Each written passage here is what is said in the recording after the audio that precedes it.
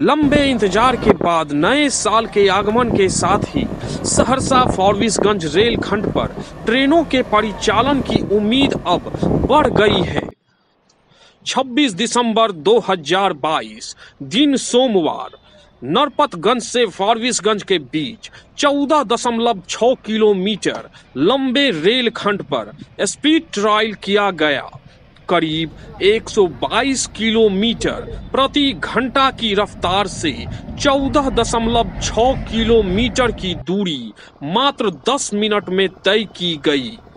Speedy trial के लिए power Saharsa junction से भेजा गया था।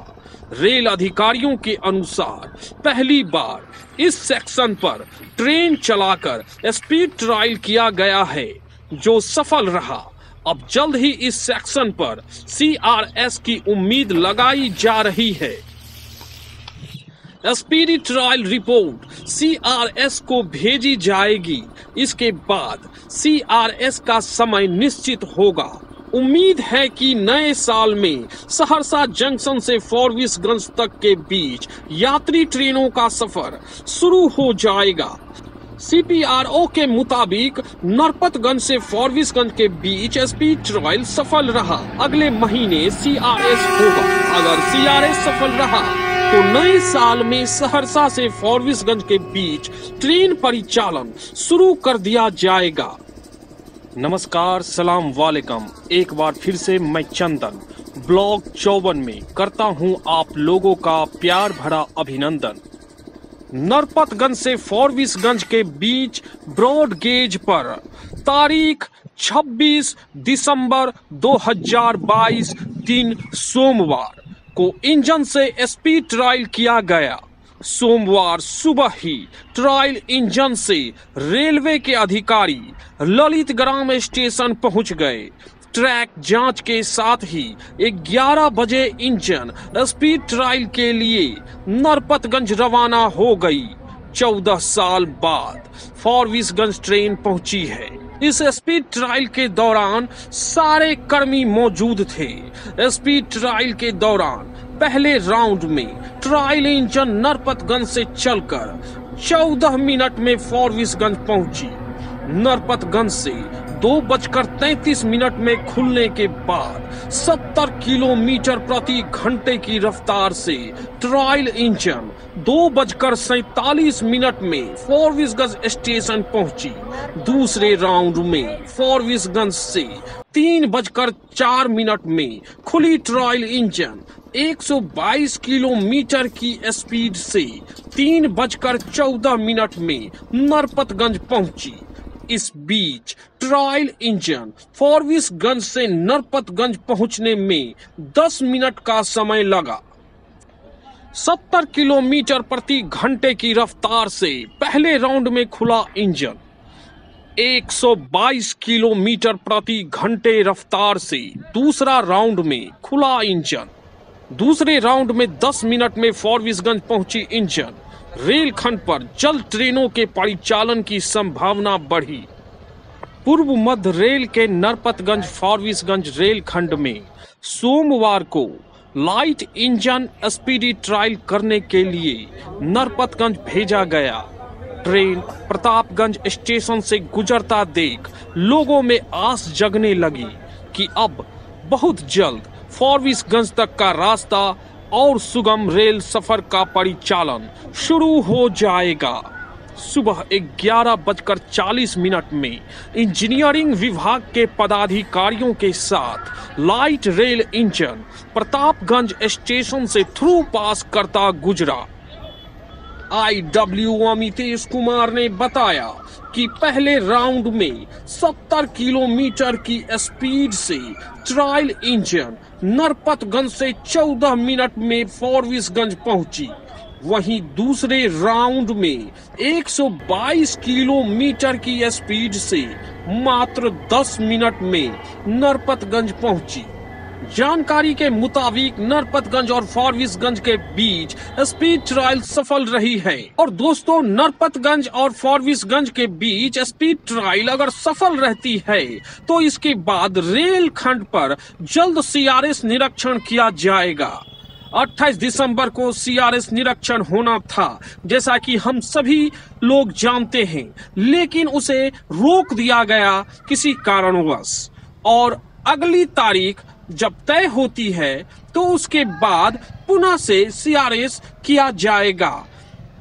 संभावना जताया जा रहा है कि इस रेलखंड पर सीआरएस निरीक्षण भी बहुत जल्द ही होगा। इस बीच अगर यह सफल ट्रायल होता है तो रेलखंड पर ट्रेनों के जल्द परिचालन की संभावना बढ़ जाएगी। ट्रायल इंजन के आगमन को लेकर सुबह से ही इस क्षेत्र के तथा आसपास के लोगों में बहुत ही ज्यादा गहमागहमी पाई गई। नरपतगंज क्षेत्र में आसपास के लोग रेलवे स्टेशन पर जमा होने लगे थे। हर किसी में इस ऐतिहासिक पल को देखने की एक ललक सी दिख रही थी। जैसे ही ट्रेन की सीटी सुनाई पड़ी, स्टेशन पर हलचल बढ़ गई और लोगों में खुशी का माहौल दिखने लगा। नरपतगंज से फॉरबिसगंज के बीच सफल स्पीड ट्रायल होते ही 86 साल बाद सरायगढ़ से निर्मली को जोड़कर कोसी और मिथिलांचल का मिलन हुआ है। इसके कारण आज लोगों को रेलवे की सुविधा मिली। फिलहाल सहरसा से ललित ग्राम रेलवे स्टेशन तक रेल का परिचालन हो रहा है, लेकिन नरपतगंज और फॉरबिसगंज के बीच उत्पन्न व्यवधान के कारण कोसी और सीमांचल अब तक एक नहीं हो पा रहे थे। सोमवार को ट्रायल इंजन के सीटी बजते ही कोसी सीमांचल के जुड़ने की संभावना प्रबल हुई है। सीधे तौर पर यदि मिथिलांचल से कोसी के रास्ते सीमांचल जुड़ जाएगा तो कोसी वासियों के लिए रेलवे के नए आयाम खुलते नजर आएंगे। कोसी वासी अपने सुविधा अनुसार फॉरबिसगंज होते कटिहार और अन्य रास्तों की ओर अख्तियार होंगे। सहरसा के अलावा दरभंगा का एक नया रूट भी लंबी दूरी के लिए खुल जाएगा। जैसा कि दोस्तों हम सभी जानते हैं कि साल 2008 में आई कोसी की प्रलयंकारी बाढ़ ने इस रेलखंड की छोटी लाइन को तहस नहस कर दिया था। बाढ़ की विभीषिका 4 साल बाद साल 2012 में रेल विभाग ने इस खंड पर बड़ी रेल लाइन बनाने के लिए आमान परिवर्तन कार्य के लिए रेल परिचालन बंद कर दिया था। 9 साल बाद 2021 में इस रेलखंड में ललित ग्राम तक आमान परिवर्तन तक पूरा होने पर सहरसा तक एक जोड़ी डेमू ट्रेन का परिचालन शुरू किया गया। अब स्पीड ट्रायल होने से रेल परिचालन की आस जग गई है और इसके साथ ही इस क्षेत्र के हजारों लाखों की आबादी को फायदा भी मिलने वाला है। जैसा कि दोस्तों इस क्षेत्र के बहुत सारे छात्र लोग जो बाहर में रहकर पढ़ाई करते हैं, जो अभी सुगम मार्ग नहीं होने के कारण बस से महंगा सफर तय करते हैं, उन्हें मिलेगी एक सस्ती सफर और आरामदायक सफर जो हमें यह ट्रेन दे सकता है। इसलिए दोस्तों हमारे इस क्षेत्र के जो वृद्ध व्यक्ति हैं, जो बीमार व्यक्ति हैं, एक किसान तबके के जो व्यक्ति हैं, जो व्यापारी तबके के व्यक्ति हैं, उन्हें ढेर सारा फायदा मिलने वाला दिखाई दे रहा है।